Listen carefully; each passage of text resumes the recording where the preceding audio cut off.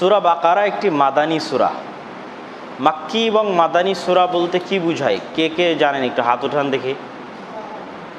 হাত উঠাবেন, আগে উত্তর দিবেন না। মাক্কি সূরা এবং মাদানী সূরা বলতে কি বুঝায়? জি বলেন আঙ্কেল।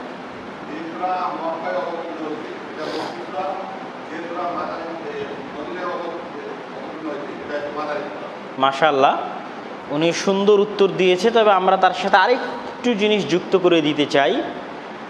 রাসূলুল্লাহ সাল্লাল্লাহু আলাইহি ওয়াসাল্লাম মদিনায় হিজরত করার পরে যে সূরা অবতীর্ণ হয়েছে, চাহে মক্কাতেই হোক, বুঝেন, রাসূল সাল্লাল্লাহু আলাইহি ওয়াসাল্লাম কি করার পরে? মদিনায় হিজরত করার পরে যে সূরা অবতীর্ণ হয়েছে, চাহে উনি ওই সময় মক্কাতেই থাকেন না কেন। আল্লাহ নবী কি হিজরতের পর মক্কায় যায়নি? মক্কা বিজয় করেনি? মক্কায় থাকেননি? মক্কার আশেপাশে যুদ্ধ করেননি? তো মক্কায় থাকা অবস্থাতেও যদি অবতীর্ণ হয় সেটা ধর্তব্য নয়। ধর্তব্য হচ্ছে হিজরতের পরে। হিজরতের পরে অবতীর্ণ হওয়া সূরাগুলো মাদানী, আর হিজরতের আগে অবতীর্ণ হওয়া সূরাগুলো মাক্কি। সূরা বাকারা হচ্ছে মাদানী সূরা। সূরা বাকারার সারমর্ম কি? সূরা বাকারার মৌলিক সারমর্ম যদি আমরা বলতে চাই যে সূরা বাকারাতে কি কি বিষয় আলোচনা করেছেন আল্লাহ সুবহানাহু ওয়া তাআলা, তাহলে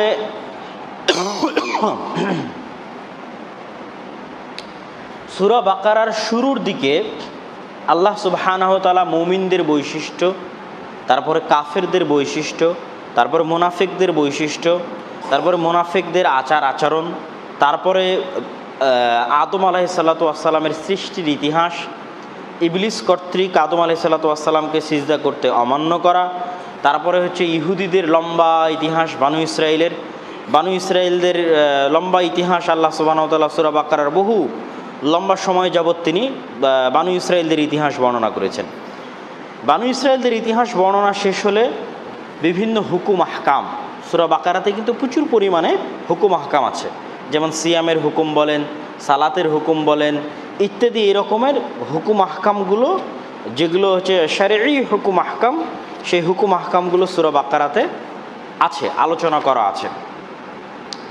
হজ উমরার হুকুম, জিহাদ ফিসাবিলিল্লাহর হুকুম, তালাকের হুকুম, দুধ মাতার হুকুম, ইদ্দাতের হুকুম, মুশরিক নারীদেরকে বিবাহ হারাম করার হুকুম, ঠিক আছে, এরকম অসংখ্য হুকুম আহকাম, সেগুলো সব সূরা বাকারার মধ্যে আলোচনা করা আছে।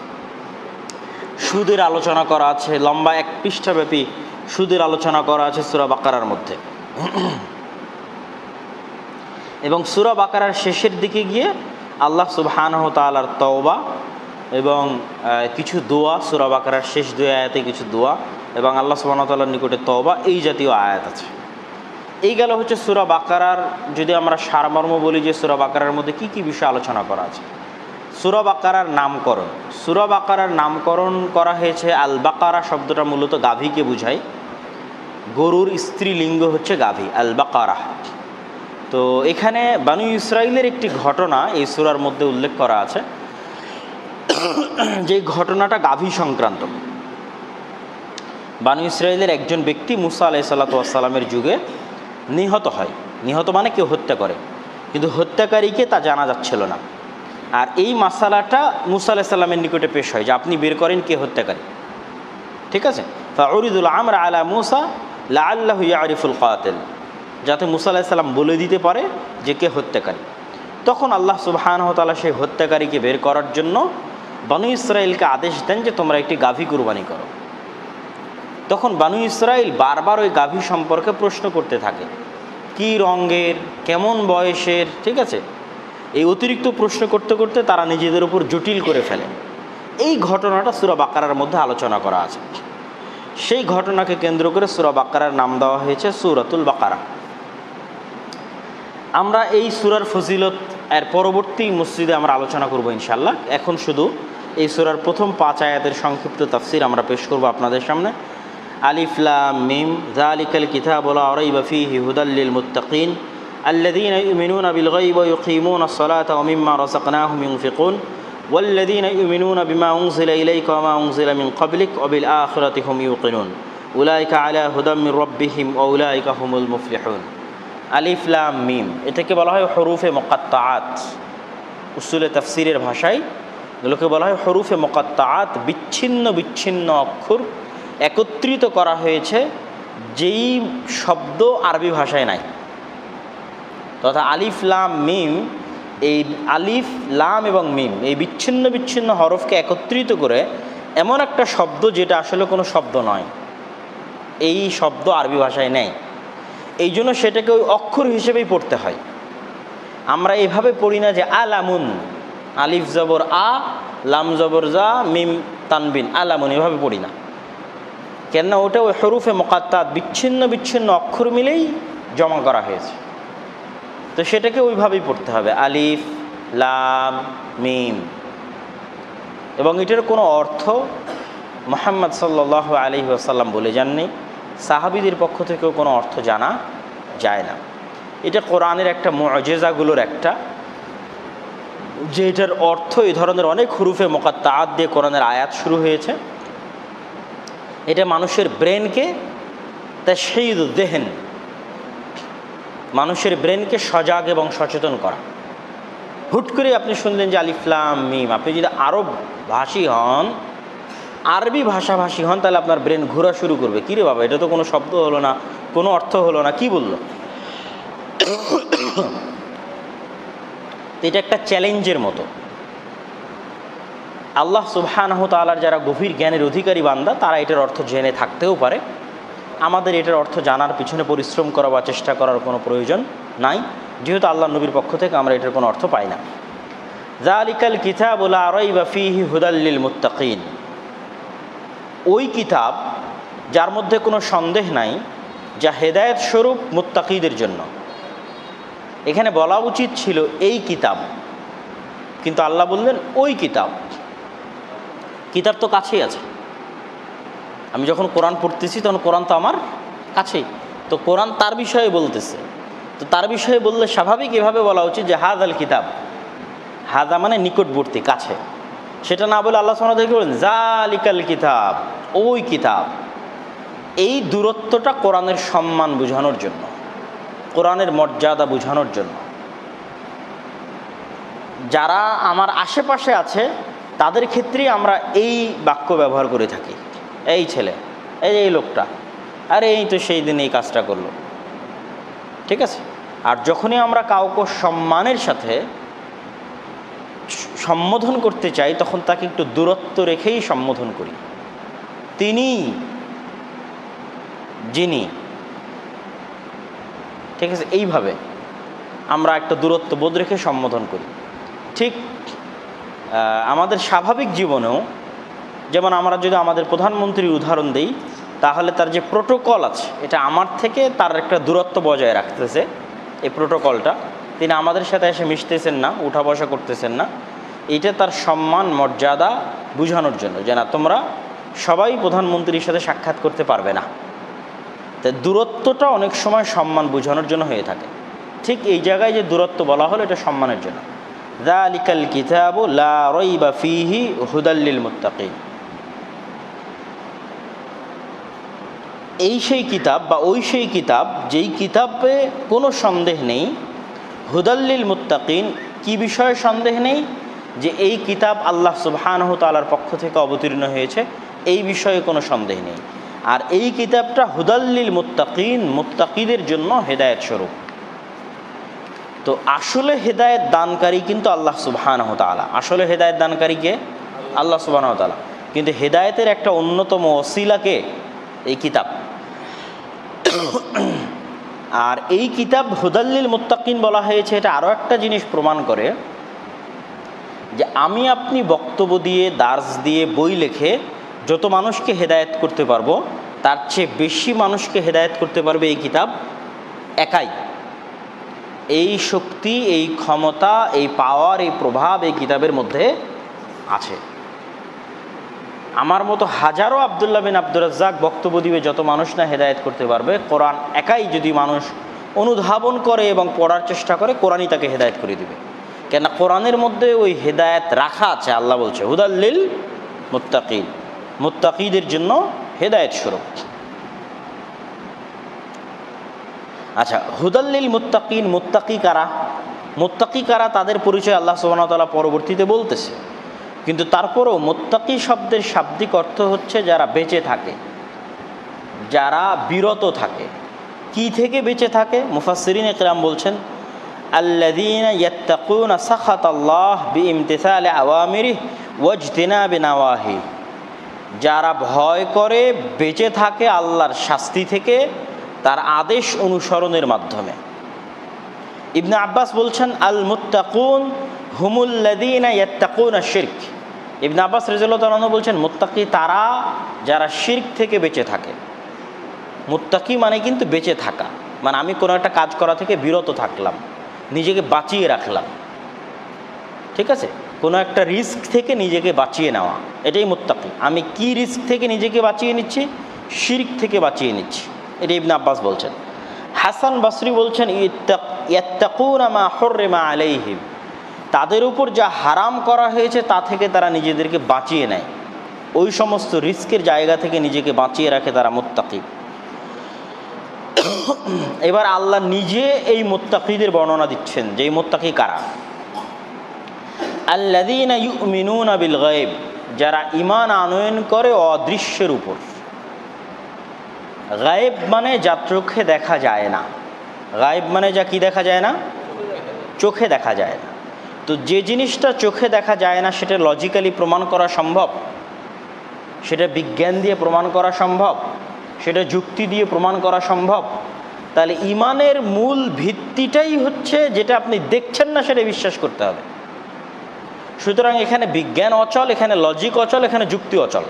সুতরাং যারাই যুক্তি দিয়ে দিন প্রমাণ করতে আসে তারা এই আয়াতকে লঙ্ঘন করে, যারাই বিজ্ঞান দিয়ে দিন প্রমাণ করতে আসে তারা এই আয়াতকে লঙ্ঘন করে। বাবা, তোমাকে তো দিনের শুরুতেই বলে দেওয়া আছে যে এই দিনের শুরুই কি ইউমিনুনা বিল গায়ব, যা তুমি চোখে দেখো না তা বিশ্বাস করতে হবে।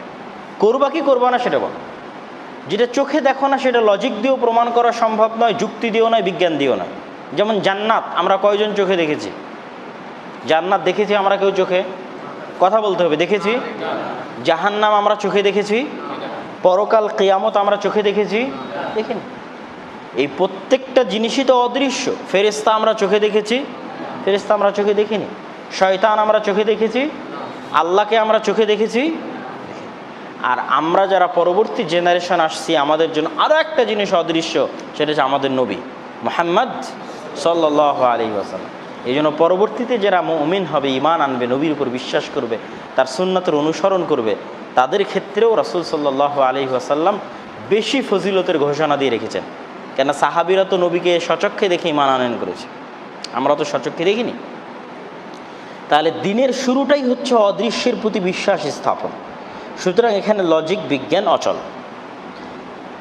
যেমন জান্নাত, জাহান্নাম, সিরাত, হিসাব, ওয়াগাইরা যালিক মিন কুল্লি মা আখবারা আনহুল কোরআন ওয়ান নবী সাল্লাল্লাহু আলাইহি ওয়াসাল্লাম, এরকম প্রত্যেক যে সমস্ত অদৃশ্য বিষয় আল্লাহ এবং তার নবী বলেছে সেগুলো বিশ্বাস করা। ওয়া ইউকিমুনাস সালাহ, যারা অদৃশ্যে বিশ্বাস স্থাপন করে এবং সালাত কায়েম করে। ইকামাতুস সালাহ, সালাত প্রতিষ্ঠা করে। সালাত প্রতিষ্ঠা করার মুফাসসিরিনগণ কি ব্যাখ্যা করেছেন দেখেন, ইউআদ্দুনাহা আলাল ওয়াজহিল আকমাল বিশুরুতিহা ওয়া আরকানিহা ওয়া খুশুইহা ওয়া আদাবিহা কামা ক্বালা ইবনু আব্বাস রাদিয়াল্লাহু তাআলা আনহু ইতমামুর রুকু' ওয়াস সুজুদ ওয়াত তিলাওয়া ওয়াল খুশু'। সালাত প্রতিষ্ঠা করা অর্থ হচ্ছে সালাত আদায় করা পরিপূর্ণ অবস্থার উপর, সালাতের পরিপূর্ণ অবস্থার উপর, তার সকল শর্তসহ, সকল আরকানসহ পরিপূর্ণ আল্লাহ ভীতির সাথে। সালাতের পরিপূর্ণ অবস্থা কি? ইবনে আব্বাস বলছেন ইতমামুর রুকু', পরিপূর্ণ রুকু, ইতমামুস সুজুদ, পরিপূর্ণ সিজদা, ইতমামুত তিলাওয়াহ, পরিপূর্ণ তিলাওয়া, ওয়াল খুশু', এবং পরিপূর্ণ আল্লাহ ভীতি। তাহলে ইকামাতুস সালাত, সালাত প্রতিষ্ঠা করা মানে কাউকে পিটিয়ে মেরে মসজিদে নিয়ে আসা, এটা সালাত প্রতিষ্ঠা নয়। সালাত প্রতিষ্ঠা মানে আপনি যখন সালাত আদায় করছেন তখন পরিপূর্ণ সালাত আদায় করছেন কিনা, পরিপূর্ণ রুকু, পরিপূর্ণ সিজদার সাথে আদায় করছেন কিনা, পরিপূর্ণ আল্লাহ ভীতির সাথে আদায় করছেন কিনা, এটাই ইকামা। ঠিক এবার একামাতে সালাতকে আপনি নিয়ে যান একামাতে দিন। যেমন আল্লাহ বলেছে ইকিমুনাস সালাহ, ওরকম কি বলেছে আকিমুদ্দিন। তাহলে একই শব্দ, সালাত প্রতিষ্ঠা করা মানে যা, দিন প্রতিষ্ঠা করা মানেও তাই, শব্দ তো একটাই। তাহলে সালাত প্রতিষ্ঠা করা মানে পরিপূর্ণ রুকু, পরিপূর্ণ সিজদা, পরিপূর্ণ আল্লাহভীতি। তাহলে দিন প্রতিষ্ঠা করা মানে কি? পরিপূর্ণ দিনের অনুসরণ। ব্যক্তিগত, পারিবারিক, সামাজিক, রাষ্ট্রীয় সকল জীবনে পরিপূর্ণ দিনের অনুসরণ। আপনি দিনের কিছু অংশ মানবেন আর কিছু অংশ মানবেন না, তা হবে না। এরকম মানুষ আছে না নাই? ইউমিনুনা বিবাদিল কিতাব ওয়া ইয়াকফুরুনা বিবাদিল কিতাব, এরা কিতাবের কিছু অংশ মানে আর কিছু অংশ মানে না। ইফাররিকুনা বাইনাল্লাহ ওয়া নাবিয়্যি, আল্লাহর আদেশ হলে মানব, নবীর আদেশ হলে মানব না। পরিপূর্ণ মুমিন হলেন না। তাহলে একামাতে দিন মানে পরিপূর্ণ দিনের অনুসরণ। একামাতে দিন মানে এটা নয় যে আমি মিছিল, মিটিং, মারামারি, গণ্ডগোল করে রাষ্ট্রে দিন প্রতিষ্ঠা করব, এটা নয়। রাষ্ট্রে দিন প্রতিষ্ঠা একামাতে দিনের একটা পার্ট। একামাতে দিনের যেমন একটা অংশ সালাত, একামাতে দিনের একটা অংশ সিয়াম, একামাতে দিনের একটা অংশ হচ্ছে পরিবার, আদর্শ পরিবার, একামাতে দিনের একটা অংশ হজ, ওমরা, ঈমান। ঠিক একামাতে দিনের একটা অংশ হচ্ছে রাষ্ট্রীয় দিন। কিন্তু সেটাই সব কিছু নয়। সেটাই কি নয়? সকল কিছু নয়। এটা আমরা এই আয়াত থেকে খুব সুন্দরভাবে বুঝতে পারলাম। তারপরে আল্লাহ কি বলছে? এগুলো সব মুত্তাকিদের পরিচয় যাচ্ছে। মুত্তাকিদের এক নাম্বার বৈশিষ্ট্য আল্লাহ কি বললেন? বলেন। মুত্তাকিদের এক নাম্বার বৈশিষ্ট্য আল্লাহ কি বলল? অদৃশ্যে বিশ্বাস স্থাপন করে। মুত্তাকিদের দুই নাম্বার বৈশিষ্ট্য আল্লাহ কি বললেন? সালাত প্রতিষ্ঠা করে। সালাত প্রতিষ্ঠা মানে কি? পরিপূর্ণ রুকু, পরিপূর্ণ সিজদা, পরিপূর্ণ খুশু খুজু।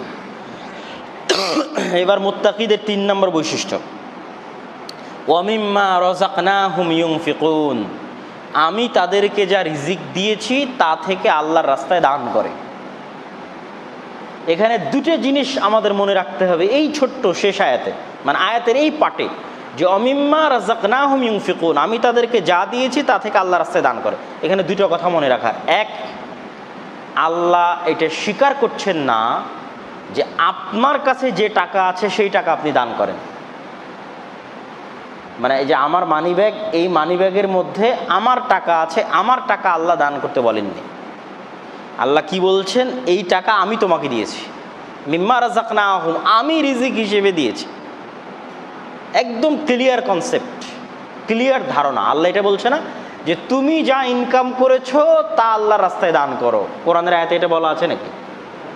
কি বলা আছে? আমি তোমাদেরকে যা রিজিক হিসেবে দিয়েছি তা দান করো। মানে আল্লাহ এটা স্বীকারই করছে না যে ইনকাম আপনি করেছেন। বুঝাতে পারিনি মনে হয়। বুঝাতে না পারলে এটা আমার ব্যর্থতা। মানে আমার এই মানিব্যাগে যা টাকা আছে আল্লাহ এটা স্বীকার করছেন না যে এই টাকা আমি ইনকাম করেছি। কোরআনে আল্লাহ এটা কোথাও স্বীকার করতেছেন না যে এই টাকা আমি ইনকাম করেছি। আল্লাহ কোরআনে কি দাবি করতেছে? এই টাকা কে দিয়েছে? আল্লাহ দিয়েছে। অমিম্মা রাযাকনাহুম ইউনফিকুন, আমি দিয়েছি। আমি তোমাকে যে রিজিক দিয়েছি সেখান থেকে দান করো। আমি বলছি না যে তুমি ইনকাম করেছো। তুমি যদি কোটি টাকার মালিক হও সেটাও আমার দেওয়া, তুমি যদি 5 টাকার মালিক হও সেটাও আমার দেওয়া। তাহলে এই আয়াত থেকে এই একটা জিনিস ক্লিয়ার কনসেপ্ট। দুই নাম্বার একটা জিনিস এই আয়াত থেকে শিখার, সেটা হচ্ছে এখানে মুফাসসির বলতেছে, তাফসির কারক, যে আল্লাহ সুবহানাহু ওয়া তাআলা পবিত্র কোরআনের বহু জায়গায় সালাতের সাথে দানকে কানেক্ট করেছে বিভিন্নভাবে। কখনো বলেছে আকিমুস সালাহ ওয়া আতুজ যাকাত, তোমরা যাকাত দান করো। সালাত আদায় করো, যাকাত আদায় করো। তো যাকাত টাকা, এখানে বলতেছে দান করো, সেটাও টাকা। তো মুফাসসির বলতেছে পবিত্র কোরআনের প্রায় সকল জায়গায় যেখানে আল্লাহ সালাতের কথা বলেছেন সেখানে আল্লাহ কিসের কথা বলেছেন? টাকার ইবাদতের কথা বলেছেন। সেটা যাকাত হোক অথবা সাধারণ দান হোক। এটা কেন? ক্বালা ইবনু কাসির রাহিমাহুল্লাহ বলেন, কাসীরাম মা ইউকারিনু তাআলা বাইনাস সালাতি ওয়াল ইনফাক মিনাল আমওয়াল, আল্লাহ সুবহানাহু ওয়া তাআলা সালাত এবং দানের মধ্যে পবিত্র কোরআনে যে একত্রিত করে থাকেন বারবার বিভিন্ন জায়গায়, এটার কারণ হচ্ছে লিআন্না সলাত হাক্কুল্লাহ, সলাত আল্লাহর হক। সলাত আপনার কাছে কে চেয়েছে? আল্লাহ চেয়েছে। ওয়াহিয়া মুশতামিলাতুন আলা তাওহীদিহি ওয়া তামজিদি ওয়া সানাই আলাইহি, সালাতের মধ্যে আল্লাহর তাওহীদ আছে, সালাতের মধ্যে আল্লাহকে সম্মান প্রকাশ করা আছে, সালাতের মধ্যে আল্লাহর সামনে নত হওয়া আছে, সালাতের মধ্যে আল্লাহকে নিজের সকল ভক্তি প্রদান করা আছে। ওয়াল ইনফাক, আর আল্লাহর রাস্তায় দান, জাকাত হোক, ওয়াজিব মানে দান হোক, ওসর হোক, সাধারণ দান হোক, যে কোনো কিছুই, সেটা কি আল ইহসান ইলাল মাখলুকিন। আমরা যদি জাকাত বের করি, ফরজ জাকাত, সেটা কি ডাইরেক্ট আসমানে পৌঁছাতে পারবো? আমরা যদি কুরবানি করি, এই কুরবানির গোস্ত কি পার্সেল আসমানে যাবে? আমরা যদি দান করি, সেই দান কি আসমানে যাবে? সরাসরি যাবে না। তাহলে আমরা টাকা পয়সা জনিত যে ইবাদতই করি না কেন, ওটা কার কাছে যাবে? মানুষের কাছে। কার কাছে যাবে? আমি যদি কুরবানি করি, গোস্ত কে খাবে? মানুষ খাবে। আমি যদি জাকাত দিই, টাকা কে পাবে? মানুষ পাবে। আমি যদি দান করি, কে টাকা পাবে? মানুষ পাবে। তো বলছে যে এই দান ইহসান ইলাল মাখলুকিন, আল্লাহর সৃষ্টি জীবের উপর দয়া, এটা আল্লাহর সৃষ্টি জীবের হক, হাক্কুল ইবাদ। সালাত আল্লাহর হক, আর দান সাদাকা কার হক? মানুষের হক। তোমাদের ধন সম্পদে হাক্কুন লিসাইলি ওয়াল মাহরুম, তোমাদের ধন সম্পদে গরিব মিসকিনের হক আছে। তাহলে একটা হক আপনি আল্লাহর আদায় করছেন, আর একটা হক মানুষের আপনার পকেটে আছে, ওটা আল্লাহ দিতে বলছে। এটা কার হক আপনার পকেটে আছে? মানুষের আছে। কেন? এই টাকা তো আল্লাহর কাছে কখনোই যাবে না। এই জন্য আল্লাহ সুবহানাহু ওয়া তাআলা সবসময় সালাতের সাথে অর্থনৈতিক ইবাদতকে একত্রিত করে। সালাত আল্লাহর হক, আর দান সাদকা জাকাত মানুষের হক। ওয়াল্লাযীনা ইউমিনুনা বিমা উনজিলা ইলাইক, তিনটা গুণ গেল মুত্তাকির। এক, অদৃশ্যের প্রতি বিশ্বাস স্থাপন করে। দুই, সালাত আদায় করে। তিন, আল্লাহর রাস্তায় দান করে। 4 নম্বর গুণ, ওয়াল্লাযীনা ইউমিনুনা বিমা উনজিলা ইলাইক ওয়া মা উনজিলা মিন ক্বাবলিক, আপনার উপর যে কিতাব অবতীর্ণ হয়েছে এই কিতাবে বিশ্বাস করে। বিশ্বাস মানেই কি কাজ শেষ? এটা কিন্তু কিতাবের গুরুত্ব বুঝায়, মানে কোরআনের গুরুত্ব বুঝায় যে মুত্তাকি হওয়ার 4 নম্বর শর্ত কি? এই কিতাবে বিশ্বাস রাখা। এই কিতাবে বিশ্বাস রাখা মানে কি? কিতাবের হক আদায় করা। কিতাবের হক আদায় করা মানে কি? কিতাব পড়া, যেটার জন্য আমরা আমাদের এই দাওয়াতি সফর পরিচালনা করতেছি, যাতে আমরা কিতাব পড়ি। মানে পরিপূর্ণ কিতাবে বিশ্বাসের প্রমাণ হচ্ছে আপনি কিতাব পড়েন। আপনি যদি বিশ্বাস করেন এটা আল্লাহর কিতাব, আপনি কি না পড়ে থাকতে পারবেন? পারবেন না। আপনি যদি বিশ্বাস করেন এটা আল্লাহর কিতাব, আপনি না শিখে থাকতে পারবেন? পারবেন না। আপনার দুনিয়ার SSC, HSC, metric, honours, masters, BCS সকল কিছু করা সম্ভব হচ্ছে, কোরআন শেখা সম্ভব হচ্ছে না। কেন? আপনি বিশ্বাসই করেন না যে কোরআন আল্লাহর কিতাব, আপনার সৃষ্টিকর্তার কিতাব। কি আমি ভুল বললাম নাকি? মানে আপনার এই বিশ্বাসে কি আছে? ঘাটতি আছে। যদি আপনার এই পরিপূর্ণ বিশ্বাস থাকে যেটা আল্লাহর কিতাব, তাহলে আপনি সবার আগে এটা শিখবেন এবং আগ্রহ নিয়ে পড়বেন যে আমার সৃষ্টিকর্তা কি বলেছে দেখি তো, আমার প্রতিপালক আমাকে কি বলছে দেখি তো। যদি সত্যি আপনি এই আগের শর্তগুলো পূরণ করার পর এটাও পূরণ করেন যে আপনি এই কিতাবে বিশ্বাস রাখেন, এই কিতাবের উপর বিশ্বাস করেন যেটা আল্লাহর পক্ষ থেকে এসেছে এবং এটা আল্লাহর বাণী। 5 নম্বর গুণ, ওয়াবিল আখিরাতি হুম ইউকিনুন, এবং তারা ইয়াকিন রাখে আখিরাতের উপর। এখানে শুধু ঈমান বলা হয়নি, ইয়াকিন, আইনাল ইয়াকিন, চোখে দেখলে মানুষ যেমন বিশ্বাস করে। আপনি শুনেছেন রাজশাহী নামে একটা শহর আছে, বা ঢাকা নামে একটা শহর আছে, আর একটা হচ্ছে আপনি ঢাকা ঘুরে এসেছেন। দুই বিশ্বাসের মধ্যে পার্থক্য আছে না নাই? অনেক পার্থক্য। তো আল্লাহ আপনার কাছে এই দাবি চাচ্ছে যে আপনি আখিরাতকে এইভাবে বিশ্বাস করবেন যেন চোখে দেখেছেন, আইনাল ইয়াকিন। এইভাবে আপনি পরকালকে বিশ্বাস করবেন যে পরকাল হবেই হবে। অবিল আখিরাতি হুম ইউকিনুন, মৃত্যু হবে এবং মৃত্যু পরবর্তী হিসাব হবে। অবিল আখিরাতি হুম ইউকিনুন। তাহলে আমরা মোটামুটি 5টি আয়াত, সূরা বাকারার কয়টা আয়াতের ব্যাখ্যা দেখলাম? 5টি আয়াত। আমরা আবার ওটা সারমর্ম করি। আলিফ লাম মিম হুরুফে মুকাত্তাআত, যার কোনো অর্থ নাই। যালিকাল কিতাবুল লা রাইবা ফীহি হুদাল লিল মুত্তাকিন, এই কিতাব আল্লাহর পক্ষ থেকে আসছে, কোনো সন্দেহ নাই, এই কিতাব মুত্তাকিদের জন্য হেদায়েত স্বরূপ। তাহলে আমার বক্তব্য দিয়ে বেশি মানুষ হেদায়েত হবে না এই কিতাবে বেশি হেদায়েত হবে? কিতাবে বেশি হেদায়েত হবে। মুত্তাকি কারা? আল্লাযীনা ইউমিনুনা বিল গায়ব, অদৃশ্যে বিশ্বাস স্থাপন করে। তাহলে এখানে লজিক, সায়েন্স, যুক্তি চলবে না। ওয়া ইয়াকিমুনাস সালাহ, সালাত প্রতিষ্ঠা করে, মানে পরিপূর্ণ রুকু সিজদা, পরিপূর্ণ তিলাওয়া, পরিপূর্ণ খুশু খুজু। অমিম্মা রাযাকনাহুম ইউনফিকুন, আল্লাহর রাস্তায় দান করে, যে টাকা আল্লাহ আপনাকে দিয়েছে, আপনি ইনকাম করেছেন তা নয়। আর সালাত আল্লাহর হক, আর দান মানুষের হক। ওয়াল্লাযীনা ইউমিনুনা বিমা উনজিলা ইলাইক, এবং আল্লাহ সুবহানাহু ওয়া তাআলা আপনার উপর যে কিতাব অবতীর্ণ করেছে এই কোরআনের উপর বিশ্বাস স্থাপন করে, অতীতের কিতাবগুলোর উপরও বিশ্বাস স্থাপন করে। ওয়াবিল আখিরাতি হুম ইউকিনুন, এবং পরকালের উপর বিশ্বাস স্থাপন করে। এই পাঁচটা গুণ যাদের মধ্যে আছে, উলাইকা আলা হুদাম মির রাব্বিহিম ওয়া উলাইকা হুমুল মুফলিহুন।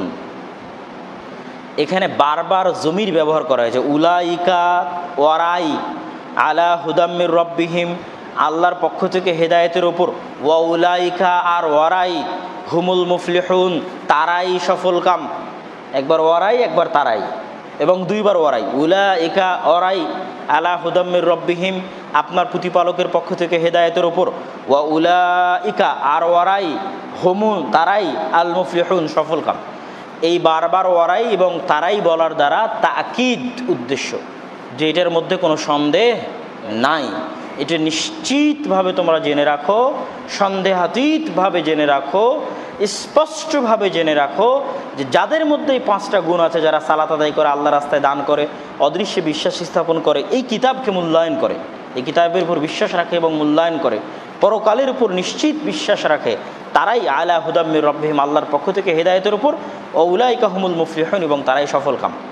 তাহলে আমরা আমাদের ক্যারিয়ারকে কিন্তু আমরা বলি সাকসেসফুল ক্যারিয়ার, যে কে সফল।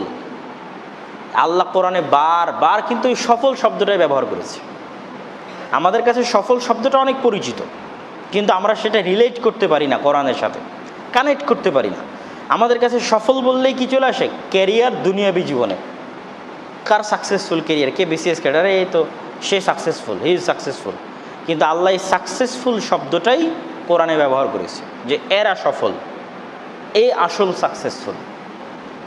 এই গুণ যাদের আছে, ইহকালেও সফল, পরকালেও সফল।